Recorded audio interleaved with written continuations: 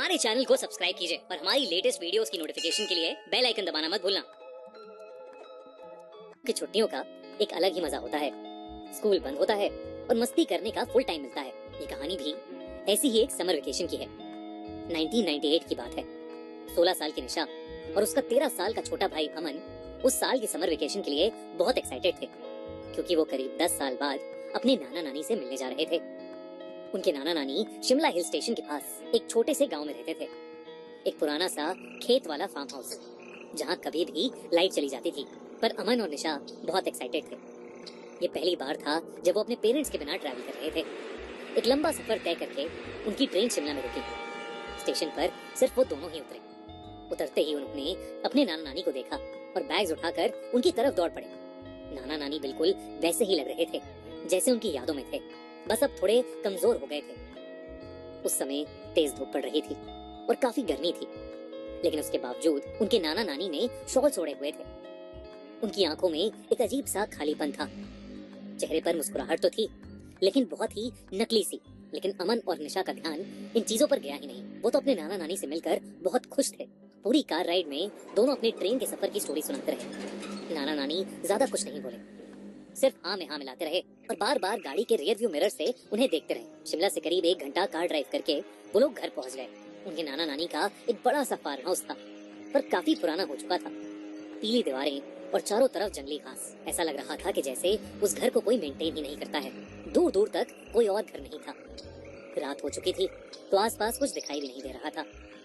घर के बाहर वरांडा में एक पुरानी रॉकिंग चेयर थी, जो बिना हवा के भी हल्की हल्की हिल रही थी। अमन ने मजाक में बोला, ये ऐसी ही जगह पर हॉरर मूवीज शूट होती हैं, और दोनों भाई बहन हंस पड़े। घर के अंदर सब कुछ पुराना था। ब्लैक एंड व्हाइट फोटोज, लकड़ी का फर्नीचर और एक अजीब सी स्मेल, जैसे कुछ सड़ रहा हो। जब दोनों ने मुंह बनाया तो नानी मुस्कुराते हुए बोली, ये गोबर की स्मेल है, खेतों से आ रही है। ये कहकर नानी किचन में चली गई और नाना जी ने उन्हें उनका रूम दिखाकर खाने के लिए आने को बोला। उनका रूम काफी बड़ा था, पर खिड़की से सिर्फ अंधेरा और लंबी घास दिख रही थी। थोड़ी देर बाद नानी ने खाने के लिए बुलाया। सब डिनर के लिए बैठ गए। नाना नानी उनके साथ डाइनिंग टेबल पर बैठे तो सही, पर उन्होंने कुछ खाया नहीं। बस यही रिपीट करते रहे कि वो दोनों कितने खुश हैं कि बच्चे आए हैं। ये बात दोनों बच्चों को पहले तो बहुत अजीब लगी, पर वो दोनों अपने नाना नानी से 10 साल बाद मिल रहे थे। शायद उनकी नाना नानी ने उन्हें बहुत ज्यादा मिस किया था। डिनर के बाद निशा और अमन अपने रूम में चले गए। थोड़ी देर बाद नाना जी कमरे में आए। गुड नाइट कहकर नाना जी ने लाइट ऑफ की और जाने से पहले बोला, रात में यहाँ कई जानवरों की आवाजें आती हैं, डरना नहीं और कमरे के बाहर बिल्कुल भी मत निकलना। ये कहकर नाना जी उनके कमरे से चले गए और थके हुए बच्चे कब सोए उन्हें पता ही नहीं। हर दिन नाना नानी दोनों को उठाने आते। निशा अपना ज्यादातर समय एक विंडो के पास बैठकर स्केचिंग करते हुए बिताती थी। उस विंडो से सिर्फ पेड़ दिखते थे, सारे के सारे एकदम एक जैसे। अमन घर के आसपास घूमता रहता या घर के पीछे के कोने में एक पुराने झूले पर बैठकर अपने वॉकमैन पर गाने सुनते रहता। नाना नानी हर दोपहर ये कहकर घर से निकल जाते कि वो दोनों खेत में काम करने जा रहे हैं और सीधा रात को वापस आते। घर में एक लैंडलाइन फोन भी था, पर वो खराब पड़ा था, तो वो बच्चे अपने मम्मी पापा से भी बात नहीं कर पा रहे थे। कुछ छोटी छोटी चीजें भी थी जो थोड़ी अजीब थी, जैसे नाना नानी कभी भी उनके साथ कुछ खाते नहीं थे। हर बार कोई न कोई बहाना करके दोनों डाइनिंग टेबल पर बस बैठे रहते।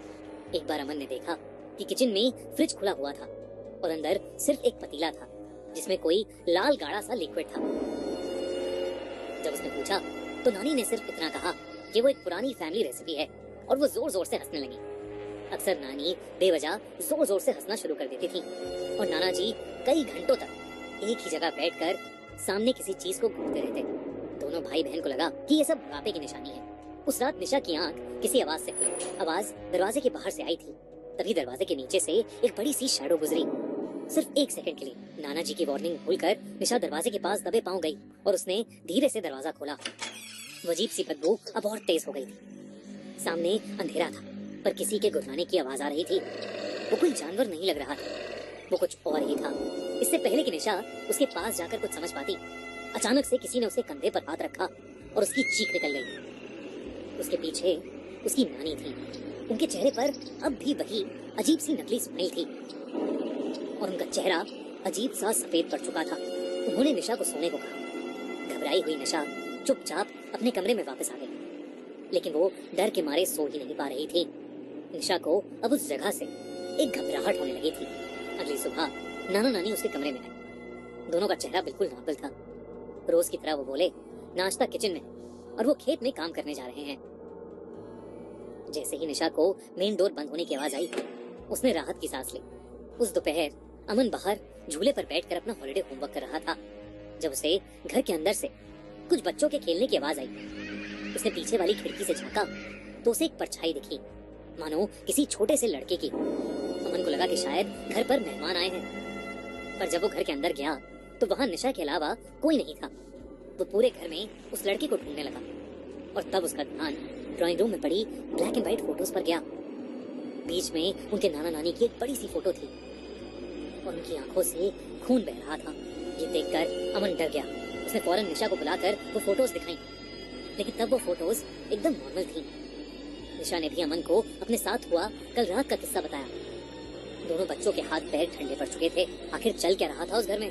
घर में टोटल 3 कमरे थे। उनके नाना नानी का रूम फर्स्ट फ्लोर पर था और वो हमेशा ही बंद रहता था। ऐसा लग रहा था कि जैसे वो गंदी सी बदबू उन्हीं के कमरे से आ रही है। उन दोनों ने किसी तरह चाबियों के गुच्छे से चाबी ढूंढकर वो कमरा खोला। दरवाजा खोलते ही उन्हें एक बहुत ही गंदी स्मेल आई। अंदर बेड पर 2 सड़ती हुई बॉडीज पड़ी थी। दोनों अपना मुंह ढककर थोड़ा और पास गए तो निशा ने देखा कि एक बॉडी के गले में वही लॉकेट था जो नानी पहना करती थी। निशा के पैरों तले जमीन खिसक गई। वो समझ गई कि ये लाशें उनके नाना नानी की हैं। पर अगर ये लाशें उनके नाना नानी की हैं, तो वो कौन है जिनके साथ वो रह रहे हैं? दोस्तों, ये था इस कहानी का पार्ट 1। इसका पार्ट 2 देखने के लिए